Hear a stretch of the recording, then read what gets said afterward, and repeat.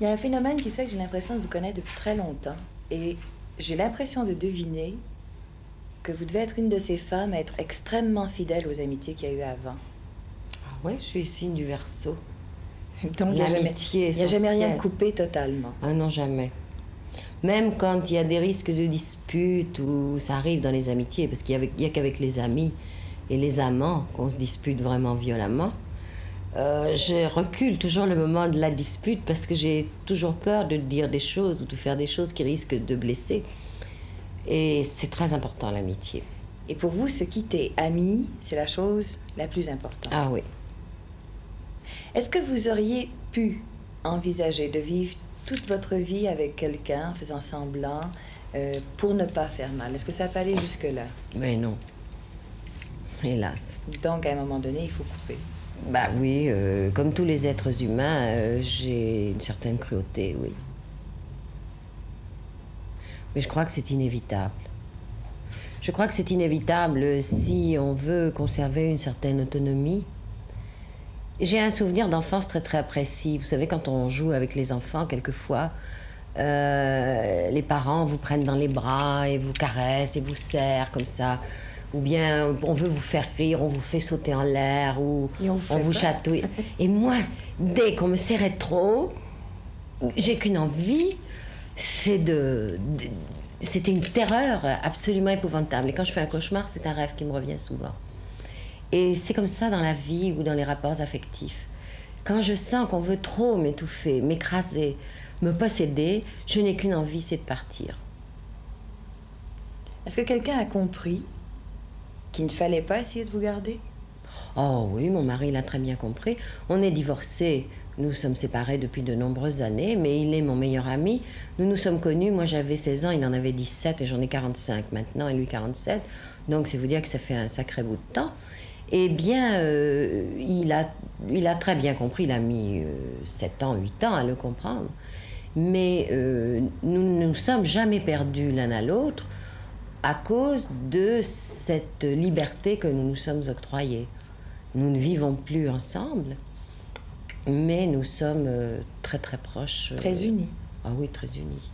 Vous avez dit comme ça spontanément votre âge sans que la question soit posée. Ça n'est pas un problème d'avoir 45 ans.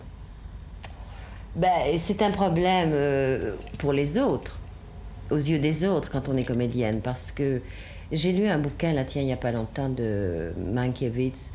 Vous savez, le metteur en scène qui a fait All About Eve, qui était un film sur les actrices. Et comme introduction à ce scénario, il y avait un entretien avec Mankiewicz d'une 60aine de pages.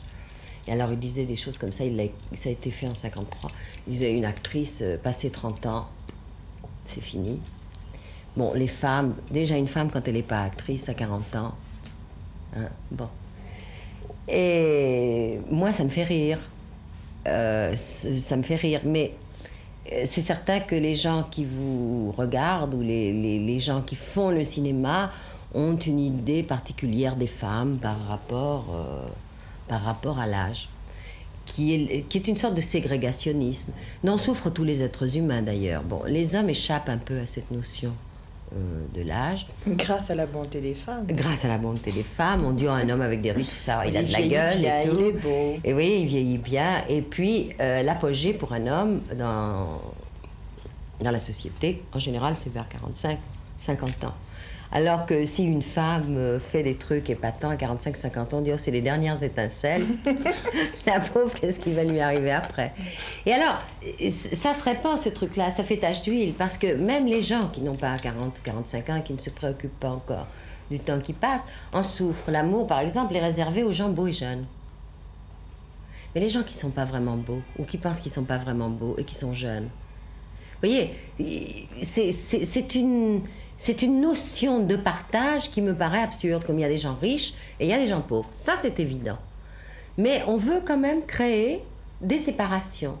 Il y a des gens qui ont conscience d'être beaux, alors là, soi-disant, tout est possible dans le domaine amoureux. Et puis, il y a les gens qui sont pas beaux ou qui sont moins beaux, et on dit, oh là là, le pauvre, ah quand même, il y a quelqu'un qui l'aime. Quelle chance il a. Vous voyez, c'est fou, ça. Est-ce que vous voudriez avoir 20 ans maintenant? Oh non. J'aimerais recommencer, j'aimerais croire au don de la métempsychose, ça s'appelle. Les transformations.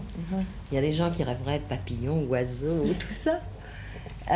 Non, non, ma vie m'intéresse vraiment. Et puis la vie du monde, toutes les modifications, toutes les transformations, toutes ces métamorphoses successives. Et j'imagine qu'il y a eu tellement de joie, tellement de peine pour faire ces 45 ans que vous ne seriez pas prête à renoncer à tout ça pour avoir 20 ans maintenant.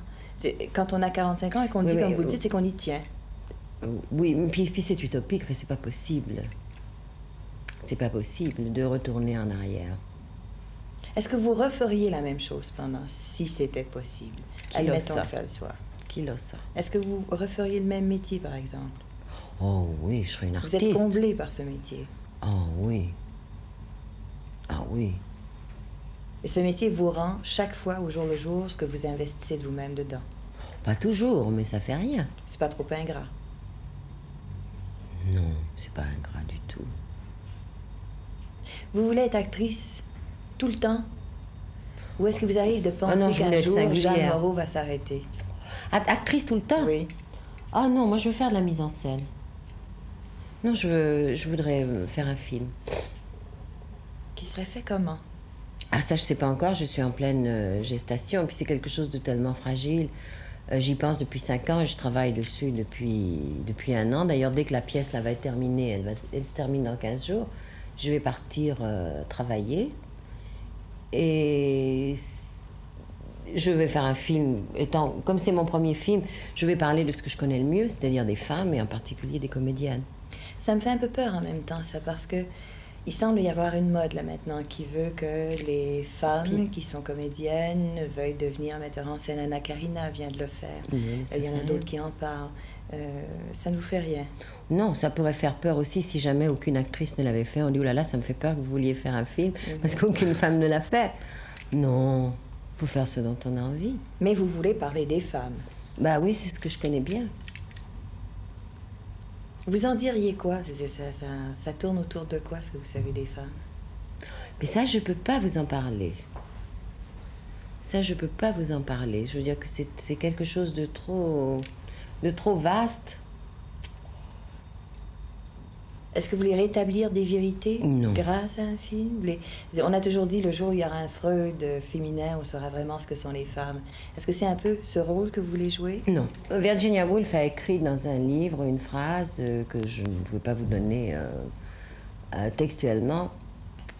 Elle dit qu'il est très difficile de parler des femmes et de les montrer. Parce que les femmes, parmi les êtres humains, sont celles qui ont été le plus forcées à porter un masque. Étant donné l'éducation, la destination de leur vie, elles doivent plaire, elles doivent séduire. Et une chose que peu de gens connaissent, c'est les femmes telles qu'elles sont, sans masque, c'est-à-dire entre elles. C'est Antonioni qui avait fait un film qui s'appelait « Femmes entre elles ». Et ce que j'aimerais montrer, moi, c'est des femmes entre elles.